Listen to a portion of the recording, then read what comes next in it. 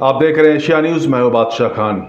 आज election commission of India ने 5 राज्यों में होने वाले विधानसभा चुनाव की तारीखों का ऐलान कर दिया है।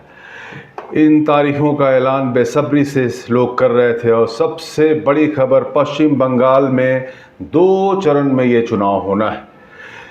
आपको हम बता दें कि आज इलेक्शन कमीशन ऑफ इंडिया ने प्रेस कॉन्फ्रेंस कर इसकी जानकारी दी और किस तरह से कैसे चुनाव होना है, कितनी सुरक्षा बल लगेंगे, कैसे कैसे क्या होना है, सारी चीज़ों का उन्होंने ब्यौरा दिया।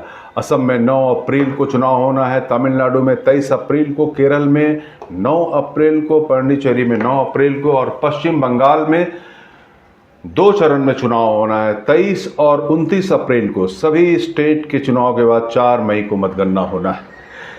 ये चुनाव 5 राज्यों का चुनाव है जिसमें बीजेपी और कांग्रेस और टीएमसी के साख का सवाल है। सबसे बड़ा टकराव पश्चिम बंगाल में होना है। पश्चिम बंगाल में जिस तरह का वातावरण है, वहाँ पे सुरक्षा बलों का पुख्ता इंतज़ाम किया गया है।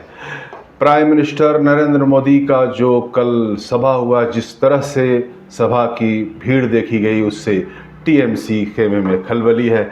आज इलेक्शन के तारीखों के ऐलान से पहले चीफ मिनिस्टर ममता बनर्जी ने पुरोहितों और मौजिम के सैलरी में 500 रुपया की बढ़ोतरी कर एक मुसलमानों के और बीच में एक कार्ड खेला है।